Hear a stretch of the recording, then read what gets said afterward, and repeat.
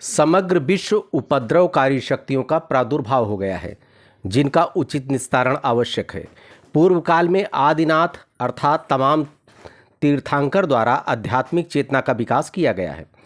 अयोध्या के तमाम राजर्ष राजाओं द्वारा नैतिक मानदंडों की स्थापना की गई है, जिसमें राजा हरिश्चंद्र सत्य के पर्याय हो गए। दधीज लोक कल्याणार्थ अपने को समर्पित करने के प्रादुर्भाव पर्याय हो गए। भागीरथी लक्ष्य की प्राप्ति के लिए दृढ़ प्रतिज्ञ और अथक प्रयास के पर्याय हो गए। इसी तरह अयोध्या में नैतिक मानदंडों की और सामाजिक मानदंडों की एक लंबी श्रृंखला है। राजा रघु, राजा पृथु, शिव अनेकों नाम स्मरणीय लोगों के सामने रखे जाने योग्य हैं। अयोध्या स्वयं में सत्य के सनातन है, जो स्वयं में विष्णु है। उसके हृदय में बसने वाले प्रभु की छवि जो राम है। आदि के इस समय में मानवता हर तरफ से प्रताड़ित हो रही है। मानव मूल्यों की स्थापना और सुसभ्य आर्थिक विकास अयोध्या का नागरिक होने के नाते हमारे ऊपर कर्ज है। हमारे अयोध्या धाम में शरीर निवास का मूल्य पूर्व मानदंडों के पुनः स्थापना जो लोक कल्याणकारी है। कृषि की सहायता जो राजा पृथु एवं ऋषि अत्रि द्वारा संचालित हुआ और मानव के संपूर्ण दैविक भौतिक ताप के निवारण का समग्र चिंतन एवं पूर्व काल में हो चुका है, जो आज की स्थिति में विलुप्त है। चूँकि विश्व की जनसंख्या बढ़ गई है, ऐसी स्थिति में मानवता को सुदृढ़ करने के लिए अयोध्या का परिक्षेत्र बड़ा किया जाना आवश्यक है। शिव अर्घा के आकर में होगा, जो आज उसी सीमांकन को इस प्रेस वार्ता में उद्बोधित किया गया है, जिसका मैप दिया जा रहा है, जो समग्र विश्व की आध्यात्मिक, नैतिक और आर्थिक राजधानी के रूप में अयोध्या स्थापित हो। इसके लिए आदिशक्ति भवानी माँ से प्रार्थना की जा रही है। अयोध्या ब्रह्मपीठ के तत्वाधान में यह प्रेस वार्ता इसलिए बुलाई गई है कि महाअयोध्या का सीमांकन कैसे हो। पूरे विश्व की राजधानी होना है। आर्थिक, आध्यात्मिक और नैतिक मूल्यों का पूरे विश्व में जो स्थापना होगा, पहले हुआ है, वो अयोध्या से हुआ है। आगे भी जो स्थापना होगा वो अयोध्या से होगा। वो समय काल चक्र आ गया है। पूर्णागिरि,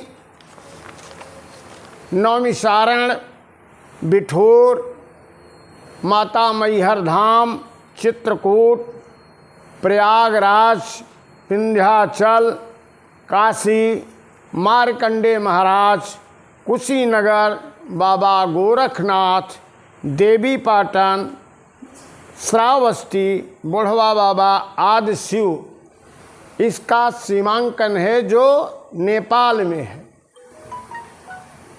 अयोध्या में ही राजा रघु हुए, राजा पृथु हुए, राजा हरिश्चंद्र हुए, जिनका अपना एक जीवन में मूल्य रहा है, कुछ न कुछ स्थापित करके गए हैं। राजा हरिश्चंद्र सत्य की स्थापना करके गए हैं, जो विश्व के लिए मार्गदर्शन है। राजा दधीच विश्व के कल्याण के लिए अपना समग्र जीवन भी दान कर दिए। उनका नाम पूरे विश्व में स्वर्णिम अक्षरों में लिया जाता है। कृषि की स्थापना विश्व में कैसे हुई, इस पर राजा पृथु और ऋषि अत्रि का योगदान है। इनके बाद ही उस पर लोग चिंतन किए हैं, जो प्रथम महामानव हैं। और अयोध्या ही विश्व की स्थापना का पूर्व में भी यही केंद्र रहा है।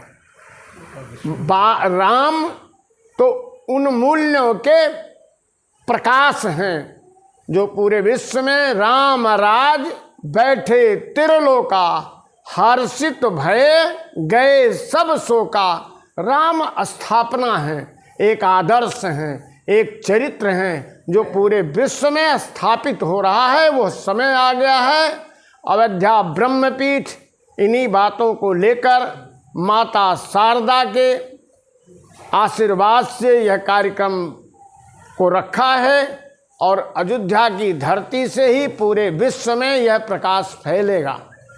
बस। हाँ, उद्देश्य क्या है?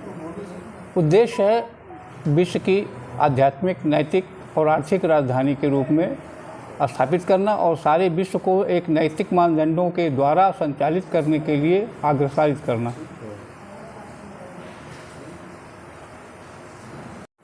विचार विमर्श के लिए मीटिंग में रहे।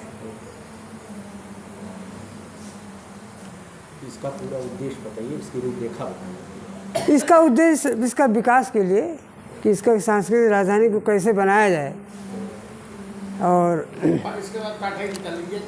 इसका तत् संबंधित विकास कैसे हो, क्या क्या चीज़ स्थापित की जाए, और वही उद्देश्य है। बताइए। लक्ष्य उद्देश्य तो आ ही रहा है। आज की आपकी प्रेस कॉन्फ्रेंस का उद्देश्य क्या है? हाँ, क्या आप बताना चाहते हैं ये बताइए। हम रामचरितमानस में जो राम का आदर्श है, अयोध्या उसी आदर्श का पुंज है, प्रतीक है, प्रकाश है। राम मंदिर भी बन रहा है, लेकिन राम की जो संस्कृति है, सर्वजन हिताय सर्वजन सुखाय, राम का जो आदर्श है, रकार बीज रंग बीज, वेदों में भी राम की महिमा कही गई। परमेश्वर के रूप में समस्त गुणों में है, वो स्वयं पार ब्रह्म है। राम की लीला, राम की वेदना, इसके मध्य से एक नदी बहती है जो राम की मर्यादा कही जाती है। मर्यादा पुरुषोत्तम भगवान राम है। जहाँ वेदना होगी और जहाँ पे लीला होगी, उसके मध्य अगर कोई आदर्श पुरुष है जिसमें ब्रह्म के गुण हैं, तो वहाँ मर्यादा भी आवेगी। उस मर्यादा के विस्तार के लिए कार्य योजना तैयार हो रही है। आप देखेंगे कि जितनी भी पार्टियां हैं आज, राजनीतिक पार्टियां हैं, उनके जो भी गुण हैं, भगवान राम ने रामचरितमानस में केवट को गले से लगाया, निषाद राज को गले से लगाया, पक्षी को गले से लगाया। तो कम्युनिज्म से लेकर के सर्वजन हिताय सर्वजन सुखाय का उनके अंदर भाव था। देव संस्कृति और रक्ष संस्कृति दोनों से उन्हें प्रेम था। जो आतताई थे उनको साफ करने की योजना थी, और जो प्रोजेक्ट था वो ये था कि साहब, इनका अवतार जो है वो गाय की रक्षा के लिए, ब्राह्मणों की रक्षा के लिए, धर्म स्थापना के लिए। आज देख रहे हैं आप आतंकवाद की क्या स्थिति है, धर्म की क्या स्थिति है। तो राम का जो मूल स्वरूप है वो आना चाहिए। इसके लिए प्रयास किया जा रहा है। विश्वधेन सुरसंत हित लीन मनुज अवतार, त्याग की भी भावना होनी चाहिए। ऐसे भरत उनके भाई हैं, देखेंगे कि सब कुछ जो उनका जन्म हुआ, उनका नाम रखा गया भरत, जो संपूर्ण विश्व को अन्न भोजन सब दे सकता है। विश्व भरण पोषण कर जोई ताकर नाम भरत, जिसमें कुछ है वही त्याग भी कर सकता है। भरत जी जब गए राम जी को मिलने के लिए, तो प्रयागराज में उन्होंने कहा, अर्थ न धर्म न काम रुचि गति न चाहूँ निर्वाण। हमें कुछ नहीं चाहिए, पैसा भी नहीं चाहिए, धर्म नहीं चाहिए, गति नहीं चाहिए, काम की कोई इच्छा नहीं है। तो ये राम की मर्यादा है। और राम जी जितना दिन 14 वर्ष वनवास रहे, इतना नियम से लोग रहे कि न कोई जन्म हुआ हमारे अयोध्या में और न कोई मृत्यु हुई। इस तरह की जो उनकी स्थिति है, जो शक्ति है, मंदिर का निर्माण हो रहा है, वो राम संस्कृति हमारी किस तरह स्थापित हो, वो विचार कैसे आवे, वो धर्म के अंदर सम्मिश्रण कैसे हो, किस तरह से वह तालमेल हम लोगों में। मूल चीज़ ये है कि हम सब कुछ कर रहे हैं, लेकिन राम का वो आदर्श नहीं ले आ पा रहे हैं, जिसके लिए कृषि क्षेत्र से, विधिक क्षेत्र से, जो भी क्षेत्र हैं हमारे यहाँ, जो भी क्षेत्र हैं, छोटे तबके से लेके बड़े तक, सारे वर्णों में, ब्राह्मण क्षत्रिय वैश्य शूद्र, जो कर्म के अनुसार है, वेद कहते हैं ये जाति जो है ये कर्म के अनुसार है, वो भाव हम राम का लाना चाहते हैं। इसलिए ये प्रयास किया जा रहा ब्रह्मपीठ अयोध्या से कि और कार्यक्रम तो सब चल रहे हैं बड़े बड़े, लेकिन वह राम की संस्कृति किस तरह से सम्मिश्रित हो अयोध्या से, और यहाँ से वह प्रकाश पुंज फैले, वह जल स्रोत हमारा निकले, जिसको पी करके अखिल ब्रह्मांड के समस्त लोग जो भी अयोध्या में आएँ लाभान्वित हों, और सब में राम का, सब राममय हो जाएं, राम का वो आदर्श लोगों के हृदय में आए। इसलिए ब्रह्मपीठ की स्थापना की गई है, यह प्रेस कॉन्फ्रेंस बुलाई गई है।